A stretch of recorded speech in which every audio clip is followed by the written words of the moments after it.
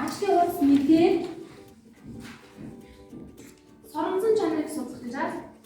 За багш нь та нарт төмөр бие, дэлгэр бие, үлээсэн шаа, зис бие, дөнгөн цагаан бие, гам бие их зэрэг биетүүдийг яхаа өгсөн байгаа.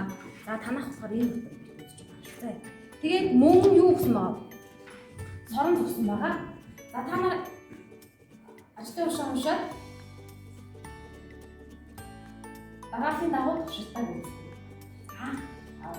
Туршилт гүйцэтгэлдээ шилээ газар унгаж хагалахаас том хэмжээтэй зүйлсээр бие биенийг тэмдэглэхээс илүүтэй мэдчихсэн зэрэглээрээ. За туршилтаа гүйцэтгэв. Бүгдээрээ багаар хатдаг. За эдгээр бисигээ яах юм бэ? Тогтмол соромжонд хүргэж үздэг юм шүү, тийм ээ? За тэгээд аль бие соромжлогч байна вэ? Аль бие соромжлог татахгүй байна вэ гэдгийг судлаад ялган бичиж. Ялган бичиж. Хоёр багаар гэх юм таасан дээр гэж. Тэгэхээр бид онцгой онцгой тийм ээ. Ашиг хамгаалын энэ бас сууж байгаа юм дээ. Мөн таа бас мөн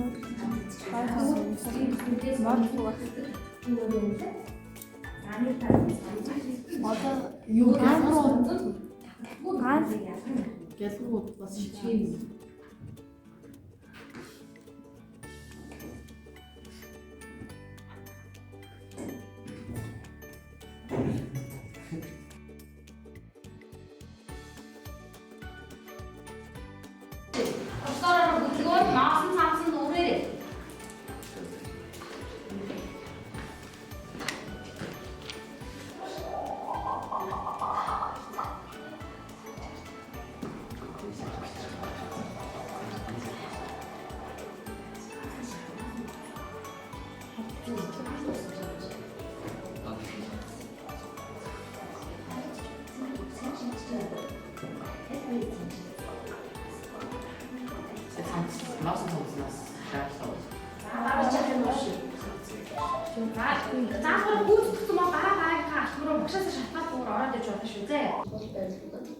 Ямар цэнүүд хөдөлгөөнд орсон бэ? Цаанц ямар цэнэгтэй үлдсэн бэ гэж асуусан. Цаанц ямар цэнэгтэй үлдсэн? Ямар цэнүүд хөдөлгөөнд орсон юм? Хасгасан. За сайн байна.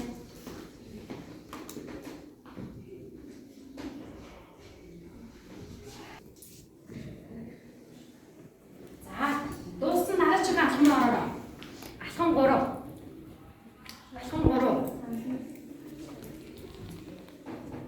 Шарыг цантнасаа холдуулаад хол байрлуулад үзээрэй гэж юм ээ.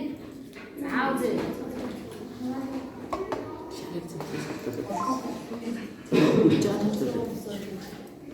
Сэм шилжсэн юм. Цамц руу асах зэрэг рүү шилжүүл. Бити буцаа. За хол байрлуулж. Хамнасаа аваа. За тэгээд хэдэ. За энэ юм.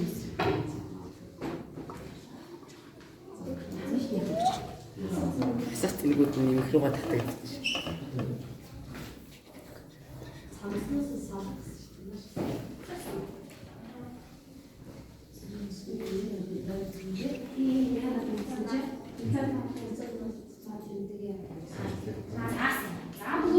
Ямар таалбар үүсгэх вэ? Өөрийнхөө бодлоор тайлбарлаад бичээрэй гэж. Та нарын бодлоор шаар ба цамц ямар зэнхтэй болоод ямар үйлчлэл үзүүлж байна?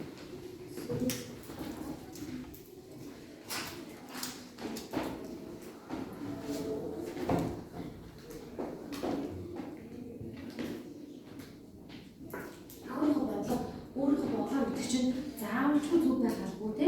Яг өөрөө чи юу ажилласан түүнийгээ л яах юм. Биччих. За. Хэдэн минут гэж байна? 2 минут гэж шүү. 2 минут гэж.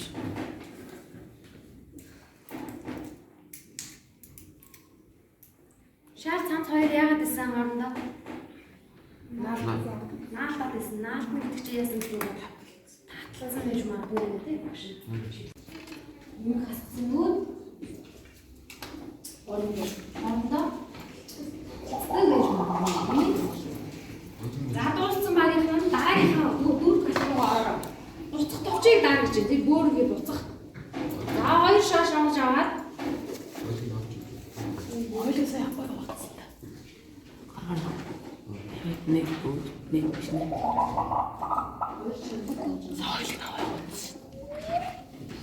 Юу?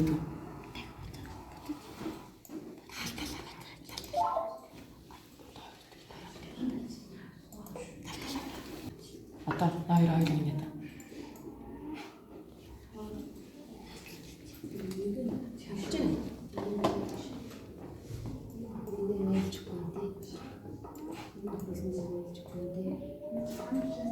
Атаа дүр яах вэ? Энэ яа шаардлагатай байхгүй. Аа тийм. Тэгээд туршилтаа гүйцэтгэсэн бол асуултанд хариулъя. Цэнгүүд хуваагдаж байна уу? Ижил сүрэг цэнэгтэй шаамууд наалтсан уу хоорондоо?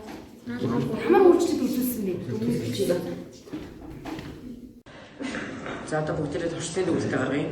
Ингээд миний бодлоор болохоор нэмэг хасах зэргийн хоорондоо уулздаг гэж би дүгнэж бодлоо. Батаараа шиний үед ямар төгсөх вэ? Хасах зэргийн хоорондоо гэдэг төлөвлөлт юм. За тэгвэл арим бол чи ямар төгсөх вэ? Миний төвд бас ерөнхийдөө багтай адилхан. Айн чи за тэгвэл айбата чи яг ямар хөө?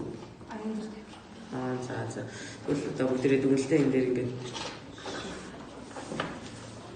нэмэх хасах байсан таталцаагаа зэн тэгэхээр хасахнаас яг төлөвлөлт тэгээд хоёр нэмэх нь бас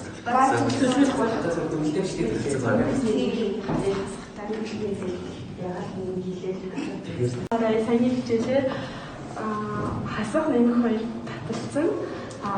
Хасах төлөвлөсөн мөн нэмэх нь болохоор төлөвлөсөн гэж дүгнэлт хийсэн байгаа.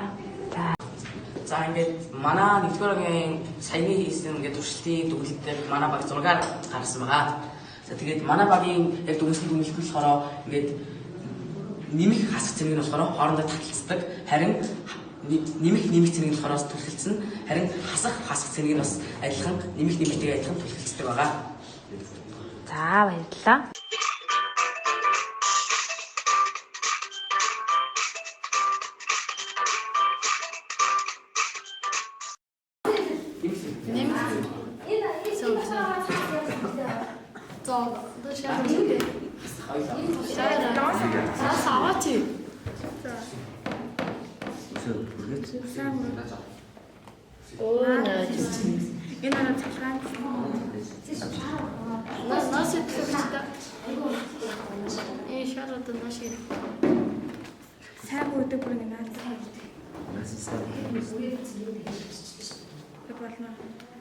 За одоо шаан ба цаас ямар цэнэгтэй байгаа вэ?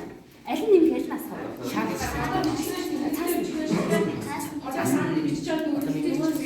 За энэ Нэмэх зэрэг цаас нь хасах зэрэг.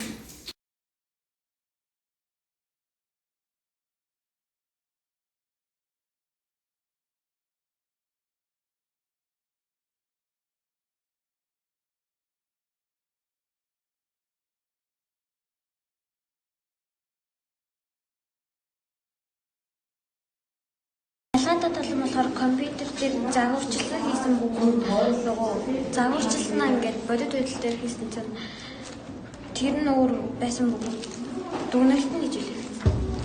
Бидний төвд болохоор нөгөө нэг компьютер дээр болохоор нөгөө нэг ингэж загварчилж хийсэн. Тэгээд нөгөө загварчилж хийсэн юм аа нөгөө ингээд бодит байдал дээр ингээд хэрэгжүүлж хийсэн чинь ингээд дүгнэлт нь адилхан гарсан. Эхний туршилтаар компьютер дээр бэзик програмаар дуурч үзсэн. Хоёр дахь туршилт дээр болохоор бодит байдлаар дуурч үзсэн. Энэ хоёр ямар ч ялгаатай тал байгаагүй бүгд ижилхэн байсан. за бүгдээ хичээлийнхаа ерөнхий дүгнэлтийг ажлын хуудсан дээрээ сайн сурсан зүйлсээс нь бичиж шүү. За яа. За бүгдээ хамтдаа уншия.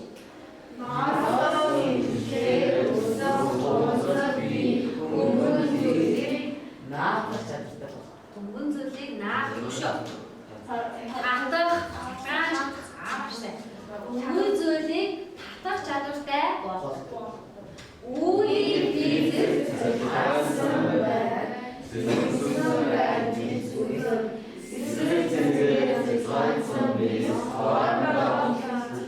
Эсрэг зэнгээр татсан хоорондоо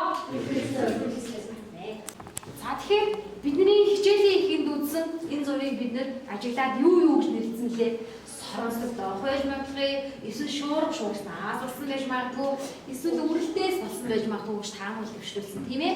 За тэгвэл энэ үзэгдэл соромслогдох юм байна уу? Биш. За ямар шуурга дэс алсан юм байна уу? Биш. За үрэлтээс шалтгаалсан уу?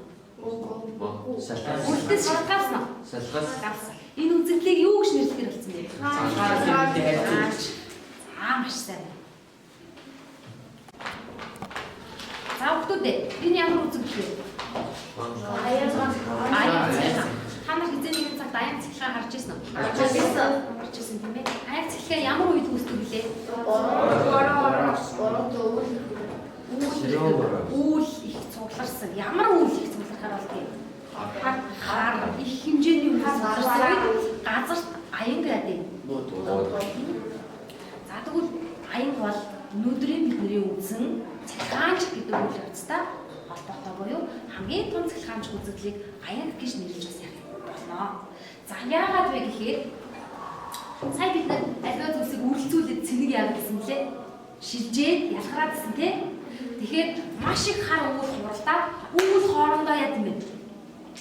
Яадаг гэж болох вэ? Үрэлтэнд ордог гэж тийм ээ. Түүнээс болоод нэмэх ба асцэнгийн юу үстэй вэ? За асуулгыг хүчтэй хараад үүлэн дээр нэмэх ба асах цэнгүүдийн юу үсэж байна? Нэмэх ба асах цэнгүүд хоорондоо яаж ямар багш тийм ээ. За тэгээд асах цэнгүүд газарт буух үзэгдлийг юу гэж нэрлэж байна? Аян цахилгаан.